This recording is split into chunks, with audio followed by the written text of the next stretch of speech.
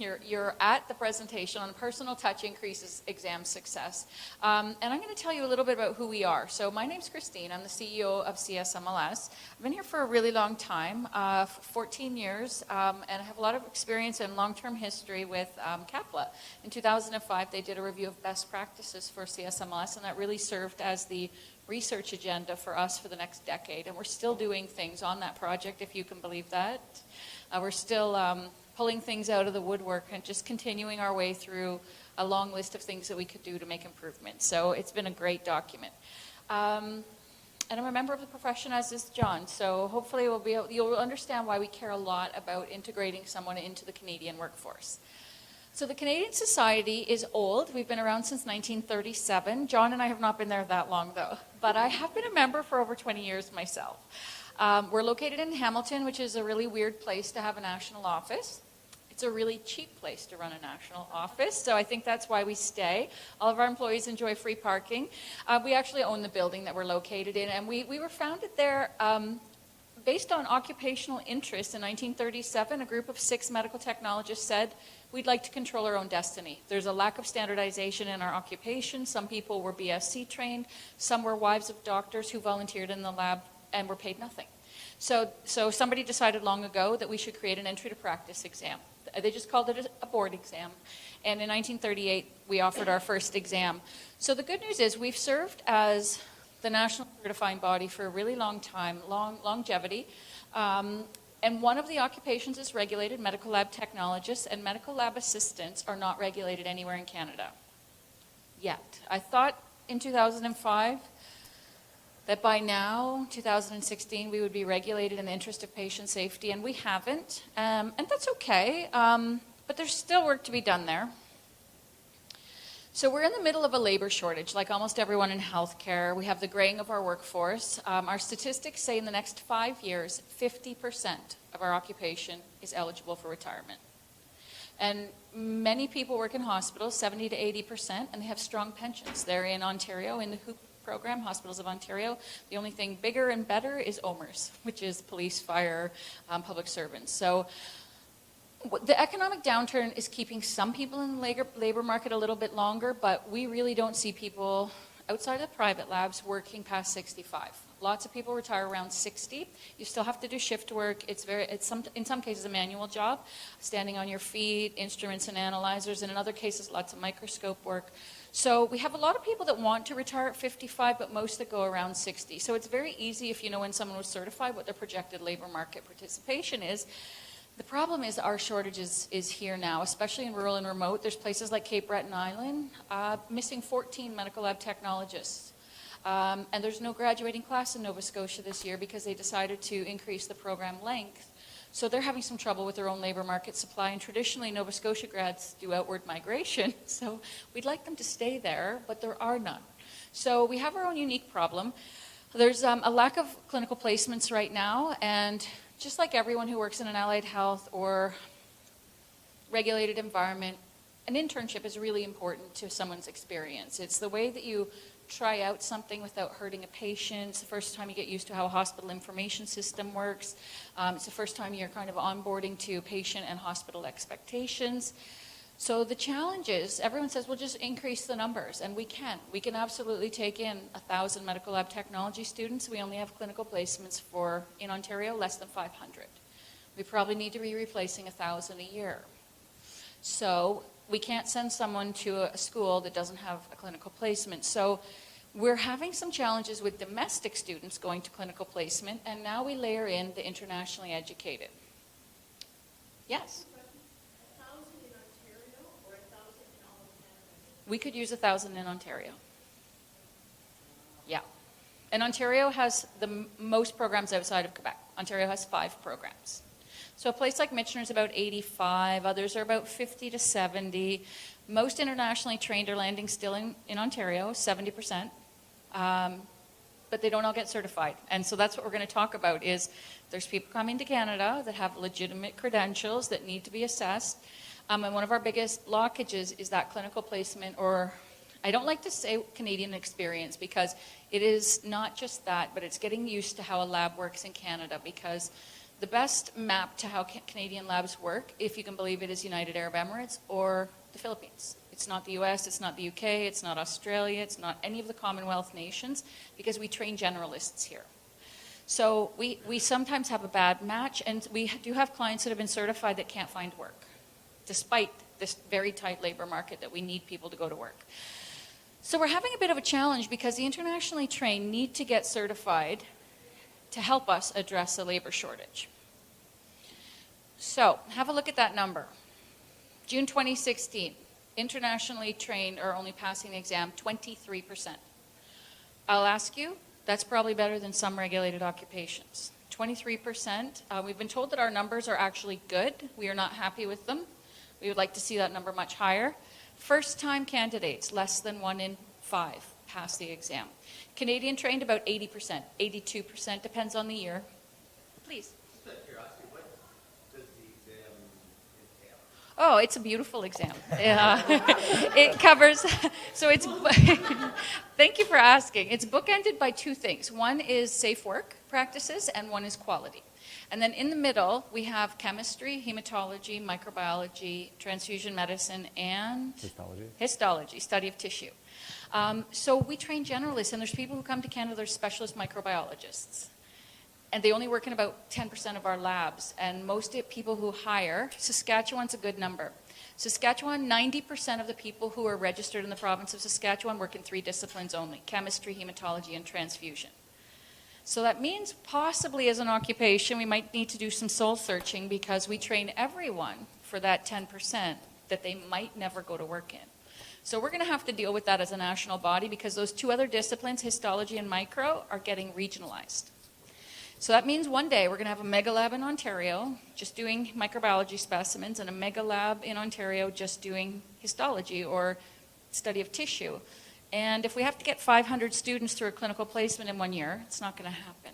So we're trying to figure out how simulation fits in with that too, because we're facing a big change. The other problem is, I don't know if you've noticed, but employers are pretty demanding. They want someone to come in at the bottom of the wage scale with the equivalency of 10 years experience. And they can't have that if they can't help train the next generation. So we have a pinch point happening. In the olden days, we used to leave people alone on the bench 6 months after they were hired. We leave them alone on the weekend now. Literally, you're student, certified. Good news, Bonnie, you can work the weekend shift. Let's hope we don't have a motor vehicle accident or a gunshot wound. There's other people around, but we don't staff to optimal levels for public safety. I will tell you that. So that's one of the things that we likely will have to start to address as an occupation too. So then we decided 2 years ago to bring on a new role. We had a retirement. When somebody leaves your organization after they've been with you for 40 years, that's a great time to reconceptualize something. And we had a really great employee who was hands-on, saw lots of changes before we were computerized. But she was not a medical technologist. And, as an occupation group, we didn't have a lot of extra medical technologists around the building. When I used to look after the business unit, there was one, myself. That's not enough to do the work that we do. So we now have a manager who's a medical technologist, and then John joined us a year ago, and we have this new role. We had to reconceptualize it to say, should a layperson be advising the scientists? In some cases, that's okay. But once we've got the assessments or once they've failed the exam, a layperson really can't tell you that your challenge looks like it's immunohistochemistry, and here's some resources I suggest you use, and here's how I studied for the exam. So that's what John's going to walk you through, is how he talks to the clients from an occupational perspective. You have to remember, too, we're not a small organization. I have 23 employees and a $4 million budget. So the solution that we have likely doesn't suit a lot of people. John will also talk to you probably about the high cost of prior learning assessment in our organization. But he'll also talk to you about the outcomes and the difference between somebody working as a technologist and not working as a technologist from a salary perspective. So we decided they had to be a subject matter expert, 100%. We wanted someone who was familiar with the exam process. Recently, we have people that in the olden days wrote 12 hours of exams. Our new exam's 5.5 hours. Soon to be 3.5 hours. So we didn't want somebody who's been practicing for 20 years because the exam today doesn't look like the exam they wrote. So that's why we were looking for a new grad. I'm going to hand it over to John, and he can tell you all the amazing things that have been implemented.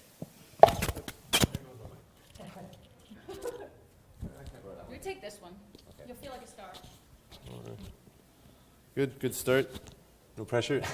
So we decided to take a look at the way we helped candidates get through the exam process. Historically, people would basically be read from a script and given an intervention after they had failed the exam. When I started, I was told I had one job. I was told my job was to help people pass the exam, and I was told that I was going to do this by talking to them.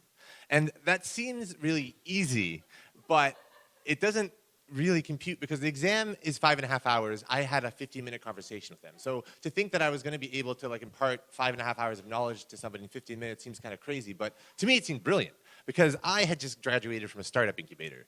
And at this incubator we learned, at least I remembered, 2 things drilled into my head.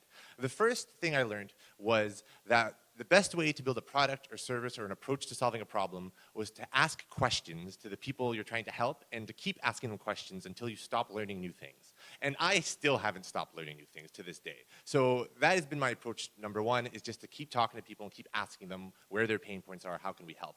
The second thing I learned is to fail often, fail cheaply, and fail quickly, which is what I've been doing for the past year. I've been making little experiments, I've been monitoring them, and I've been seeing if this has helped move the needle, if this is helping people pass. And I'm going to walk you through some more specifics as to how this looks.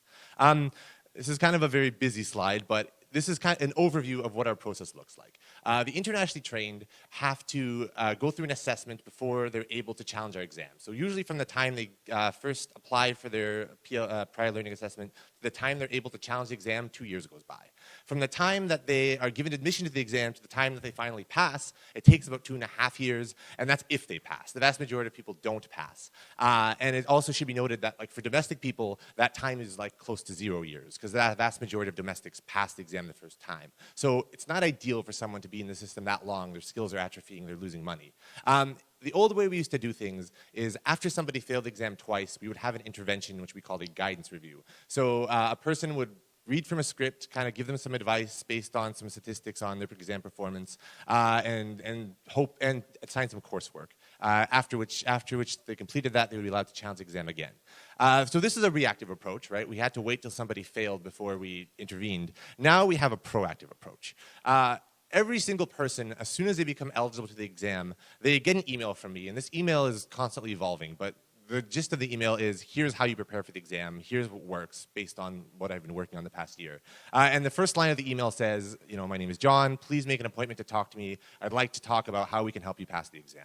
And it seems to have worked quite a bit. I can tell you about the numbers, but just from the time perspective, it appears that if you factor in the last year of data, people are passing the exam faster. So that's at least helping them spend less time in the pipeline and presumably more time in the industry. So it seems to be making a difference.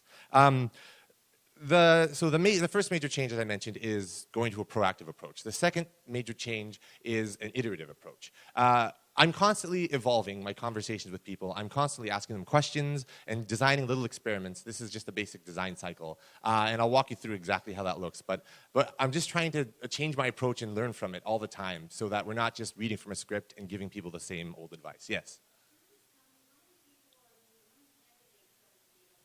So I do have a slide on this, but that's okay. I believe in the past year, it'll come up, I promise. I have a slide that gives you the exact numbers. I just don't want to mislead you. So after this first started, it was a little bit overwhelming. People had a lot of information for me, a lot of feedback, right? They said they needed help with studying. They said they didn't really understand what the exam was about or how to write a multiple choice test. And it was good, right? It gave me a lot to work with, but it was also very difficult to figure out which path to pursue. Because when you talk to somebody on the phone and you ask them a question like, are you using our competency profile to study, they're going to try to please you. They're going to say, oh, yes, of course. And you have to really dig to get to the problem. Because if you don't ask the follow-up question, how are you using it to study, what are you doing with it, then they're not going to tell you that they have no idea what the document is. So it took a lot of jumping down rabbit holes and a lot of probing to find out what information can be followed up on. And all these little red flowers basically represent experiments that tried and didn't really go anywhere, that didn't really produce any results for the candidate, but they said they would. They thought that it would help, and I thought it would help too. So it's not easy. It's a lot of work. So I just want to make clear that you have to try and fail a lot before you find that one gem that's going to actually move the needle and help people pass.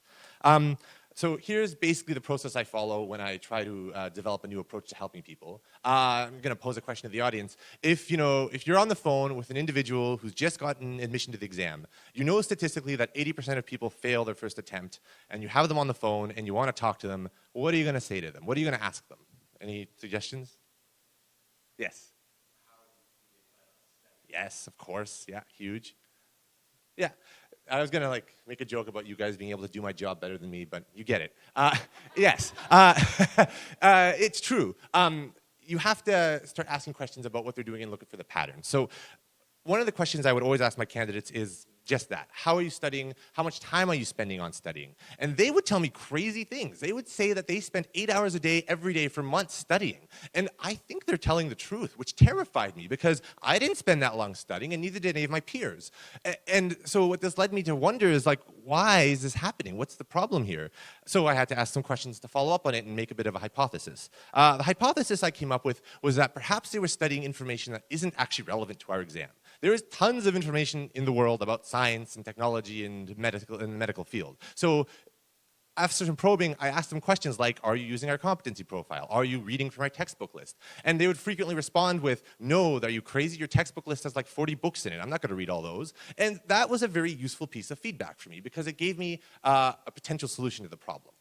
So what I did is I actually went through our entire exam bank, went through every exam question, and looked at the references linked to the question and the competencies linked to the question, and I made a little list. And the list just contained the chapters that were cited on the exam. So instead of saying, read these 40 books, I was able to say, read chapters 2 and 5 from this book, chapters 9 through 10 of this book, and so on and so forth.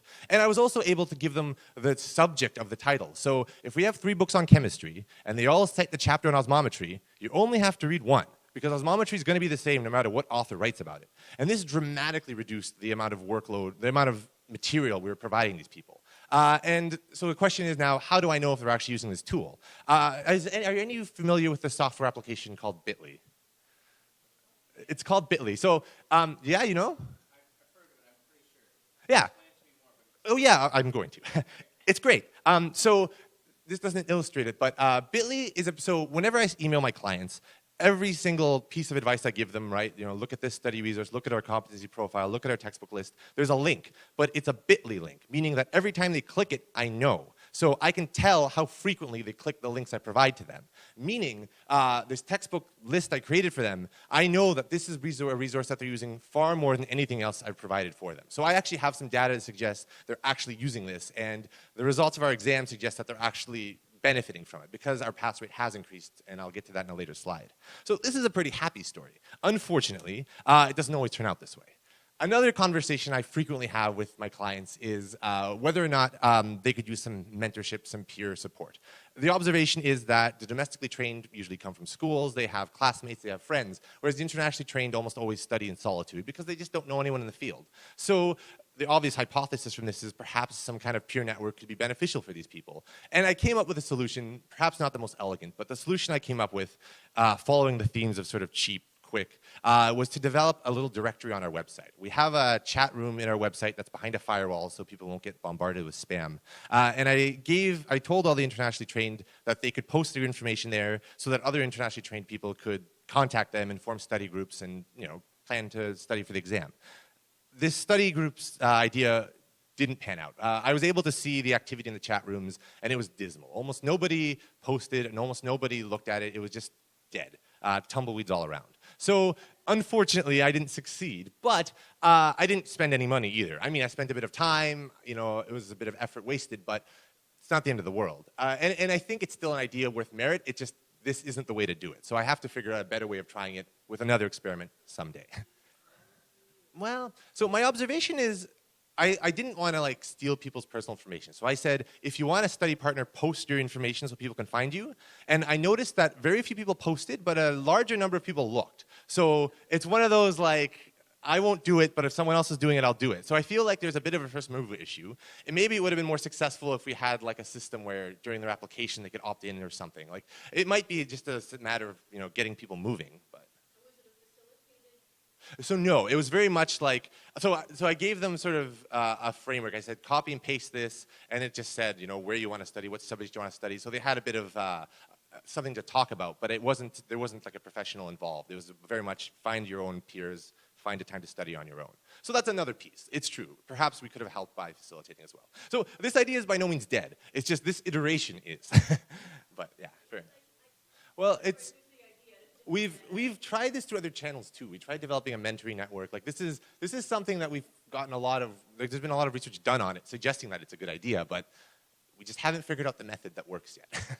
Well, like we have a bot that crawls over Reddit and looks for like instances of CSMLS in exam and things like that. So we're trying to look for where these organic conversations are happening, but we can't seem to find a place where they're happening a lot and to any benefit. And then because I ask my candidates, do you study alone? And then the answer is almost always yes. I don't think there's any organic study groups happening to my knowledge.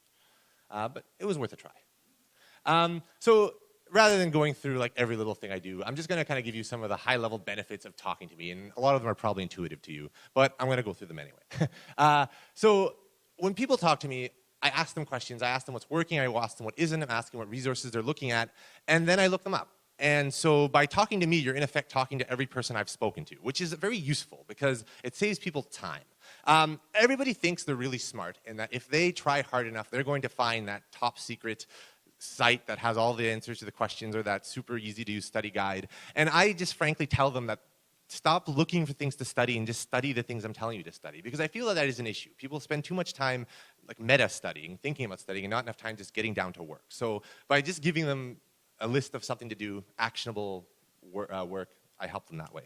I also alleviate a lot of their concerns about our exam process. It is complicated. Our exam mark is set using the Angoff method, meaning it's not always the same. People have concerns over questions that look similar, or if question appears to appear to repeat themselves, or just various things. There's all these rumors that, if you answer one question right but another question wrong, you'll fail the exam because it was a control or something. You hear crazy theories. So it's good to just give them an opportunity to outright ask about their concerns and to put them to rest and say, no, this doesn't work this way. Here's how you do it. And the other thing too is like everyone always wants to know, what mark do I have to get to pass? And the answer I always tell them is aim to get 100, right? Like, why would you aim to get anything less than 100? It makes no difference because, like you'll pass if you get 100.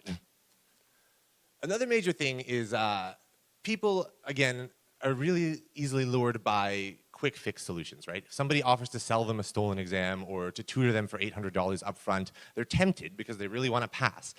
So I look into these things. I go to these websites, I look at these exams, I look at these tutors, and I usually tell my clients they're scams, please don't use them. And it's good for them to have somebody like that they can vet, because I think previously they were more afraid of the CSMLS. They thought we were out to stop them from passing, but I think we've kind of broken down that wall and proven that the opposite is true.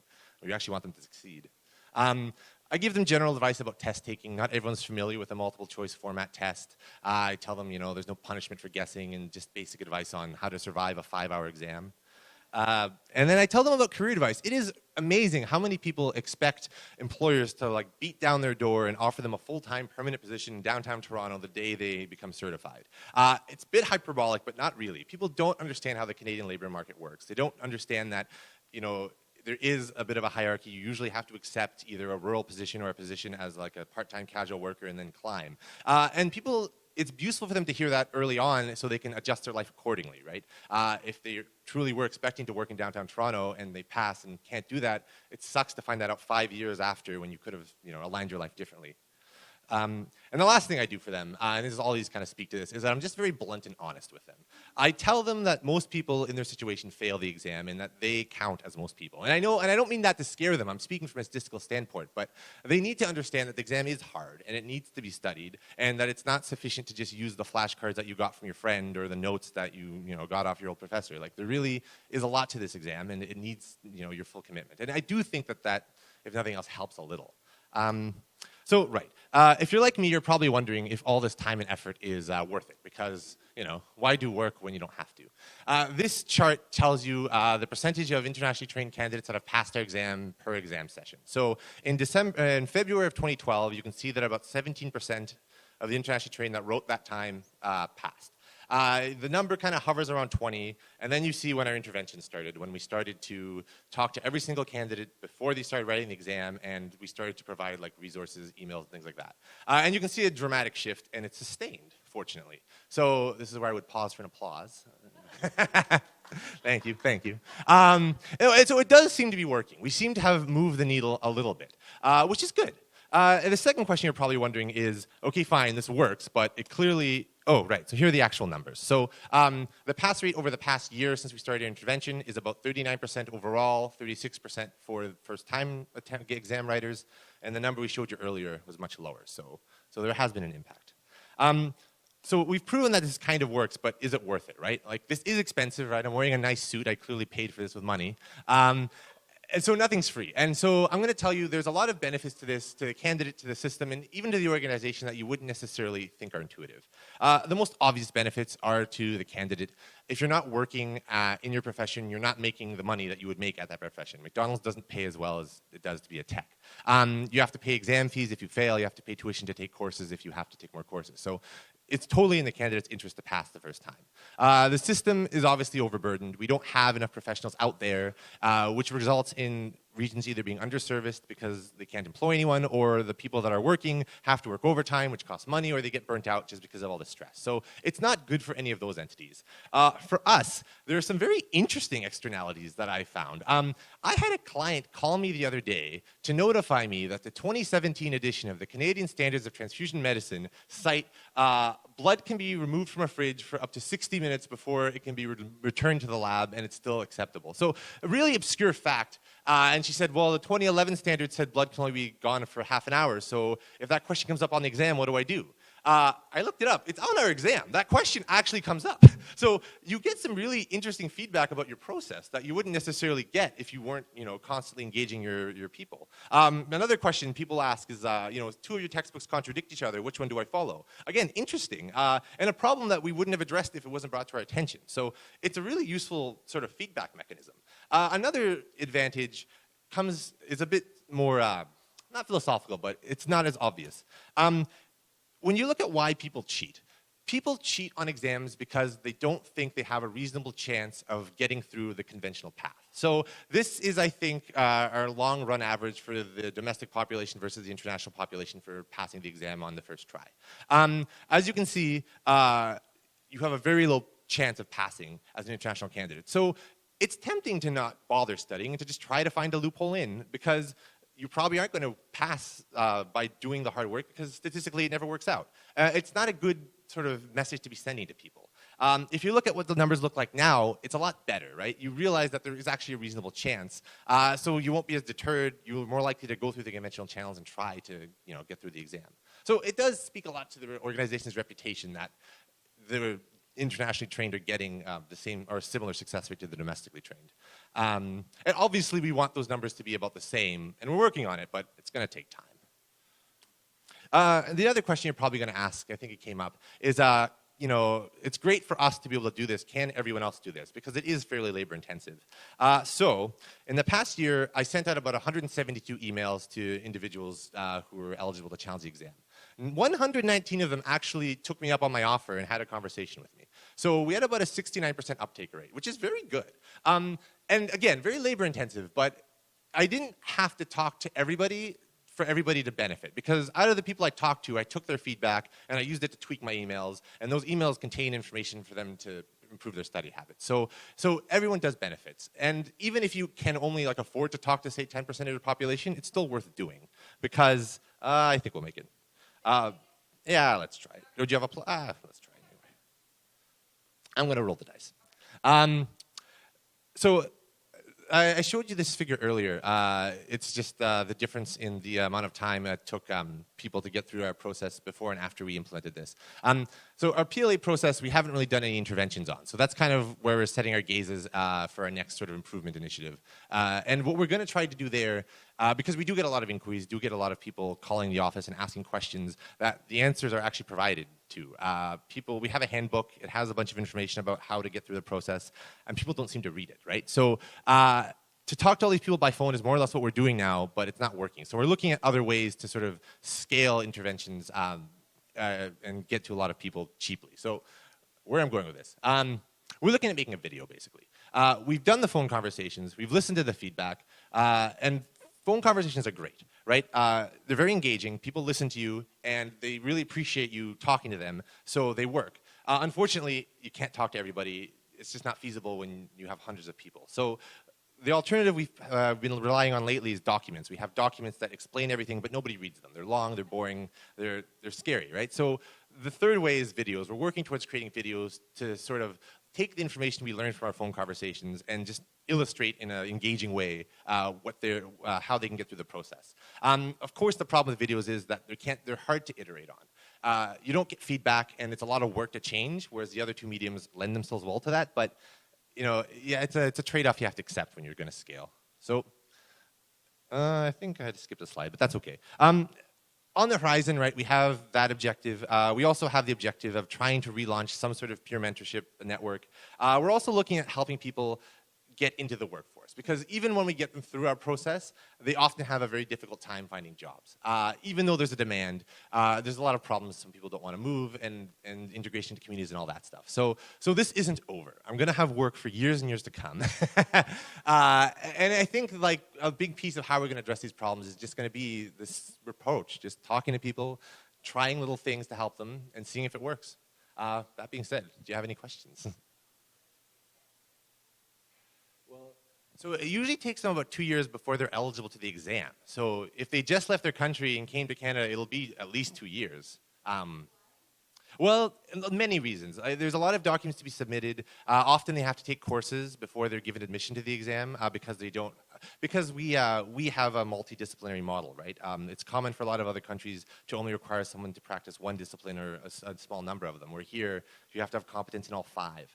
So they would have to refresh themselves in all 5 disciplines before they're able to challenge our exam. Yeah. Yeah, of course. The challenge too is, I did a study a long time ago, and it was basically to try to say, is there any nations that stand out as most aligned with Canada? The one that's the most aligned with Canada is the Philippines. And I don't know how, because the Philippines was based on a US education model, and the Americans aren't trained the same way the Canadians are, so that's weird. But 50% of our foreign labor market in Canada for our field comes from the Philippines. So there's possibly some opportunities there about doing onshore bridging. There's all kinds of opportunities. If you know half of those 176 people are from the Philippines and they're coming from, let's say, 10 or 15 different institutions, there's opportunities there. Our exam's only eligible to be written in Canada. But as John said, about 20% now the numbers, about 20% are eligible to go to exam. The best fit we have with Canada is if somebody's working in the United Arab Emirates, from anywhere in the world, because they are doing all 5 disciplines, and they have more modern technology than Canada and the US. So if somebody comes from Nigeria to UAE to Canada, right to exam, and often pass the first time. The problem is somebody could be a chemist, and they did this stuff 20 years ago. So we haven't been able to say new grads do better on exam, because on a competency-based exam, your experience is what should matter. And the hardest thing that we have has been my experience is that people, I will say in most countries, so we'll keep Canada aside, they regurgitate information on board exams. It's literally spill and fill. There is nothing that is applied. There is nothing that's competency-based. So the problem is when John talks to somebody, he's like, you can't just memorize reference intervals. We will never ask you, what's a high glucose? What we'll do is give you 20 lab results, and you have to pick out that glucose is critical. And then so people get bound, are you using 6.5 or 6.7 as the upper threshold? Doesn't matter. When you see a 10, you should know. So that's the hard thing, because education systems are spill and fill, and Canada on our board exams is application. So people who've been working in the field for a long time should be advantaged, because we don't open a textbook and find the answer in there. 70% of our exams application or critical thinking. So that's a really hard shift. We do an online self-assessment to walk them through. It's 100 questions. It's low stakes. You can do it anytime, anywhere, $50. And it's not 70% application. It's 70% recall. But it's literally to give you a diagnostic before you do your prior learning assessment to say, you look like a chemist. It doesn't look like you've ever stepped foot in the other 4 areas of the lab. Maybe this process isn't for you. And it's super low stakes. So if you get 0 on the online self-assessment, we'll still take your prior learning assessment application. So we've done that so that they see 4-choice, multiple choices, and they're written very similar to our board exam in structure. Definitely not in depth, and definitely not in breadth, but just to say out of those 5 disciplines, you got a 0 in chemistry. Yeah, so we've got some of the experience. I'm personally grappling with the practice test. It is very common. I'll tell you, associations make a boatload of money off of it. That's not why I want to do it. I want to do it with integrity. You know, I also personally have issues with the ability to pay and equity. So we're dealing with an internationally trained group that costs $1,700 for prior learning assessment. High cost. But you understand high touch. John serves 175 clients. John's not the only one in the department doing that job. So we're cost recovery. We're not profit on the prior learning assessment. So we're having to walk, I'll call it the ethical boundaries around that. Like, what is helping versus coaching? John's coaching. He's not revealing. So it's hard because we have a couple of colleagues in the field that have a practice test that has live exam content on it. Because to create a high-stakes testing question costs about $300.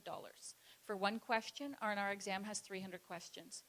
So that exam's worth about $10,000, each one of them. So it's a hard one. You know, I'm moving. I was a staunch no. And I'm starting to move towards how I can be comfortable with it. One of the things I'd like to do is make it free. My chief financial officer thinks that's a terrible idea. You know, but could I embed it in the exam price? Maybe. So I'd like everyone to have access to it as a tool.